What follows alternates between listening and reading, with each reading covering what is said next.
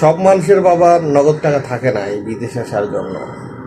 যখন আপনি বিদেশে আসার চেষ্টা করবেন, বিদেশে আসার জন্য লাইন গার্ড খুঁজবেন, বিদেশে আসার লাইন গার্ড হওয়ার পরে যখন আত্মীয় স্বজনের কাছে যাইবেন যে কিছু টাকা পয়সার জন্য, তখন তারা আপনার টাকা পয়সা দিবে না, ভালো ভালো জ্ঞান দিবে, বুদ্ধি দিবে। এই দেশে যাস না, ওই দেশে যাস, বিদেশ যেয়ে কী হবে, বিদেশের থেকে দেশে কাজ কর ভালো হবে, কিন্তু টাকা দিব না। আপনার প্রয়োজন টাকা, টাকা দিবে না, জ্ঞান দিবে। তো আপনি যখন দাঁত দেনা করে সুদে করে বিদেশে চলে আসবেন, বিদেশে আইসা 2-1 বছর কষ্ট করে যখন একটা ভালো পজিশনে আসবেন, ভালো একটা কাজ পাইবেন, ভালো কিছু বেতন পাইবেন, পরিস্থিতি পরিবর্তন হইবে, তখন আপনার আত্মীয় স্বজন ভাই বেড়াদার ফোন দিবে, খোঁজখবর নিব।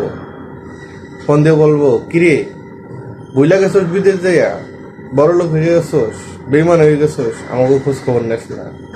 তারা সেটা ভুলা যায় যে বিদেশ আসার সময় একটা টাকাও দিছিল না, বিদেশ আসার সময় জ্ঞান দিছিল কিন্তু টাকা দেয় নাই।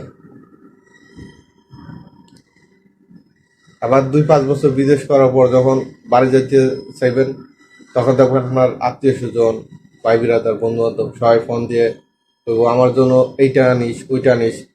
মুরব্বীরা কইব আমার জন্য মলম আনিস, কম্বল আনিস। ভাই বিরাদার বলবো আমার জন্য একটা ফোন আনিস, কেউ বলবো আমার জন্য সেন্ট আনিস।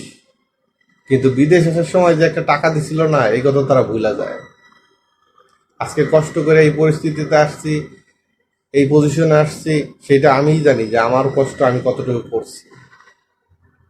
এরপরে যখন আপনি দেশে যাইবেন, কেউ যদি মন মতো কিছু না দিতে পারেন, সবাই রাগ হইব।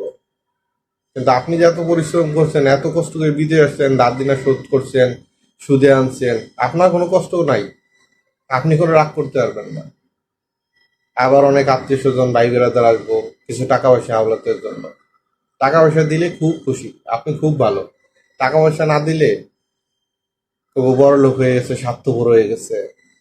আর যদি বলেন ভাই আমার কাছে টাকা পয়সা নাই বা একটু হাত টানাটানি আছে, তো মুখের উপর বলে ফেলাইবো যে এত বছর বিদেশে কারবাল ফেলাইছোস যে টাকা নাই, টাকা দিবি না, এটা বললেই তো হয়। কিন্তু তারা ভুলে যায় যে একজন মানুষ যখন বিদেশে যায় তখন 4-5 লাখ টাকা গুছাইতে কতটা কষ্ট হয়।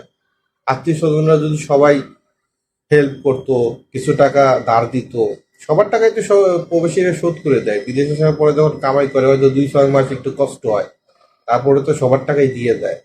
কিন্তু এই উপকারটা সবাই করতে চায় না, হাতে গোনা 2-1 জন মানুষ উপকার করে। আর যারা উপকার করে তাদের কথা সারা জীবন মনে থাকে।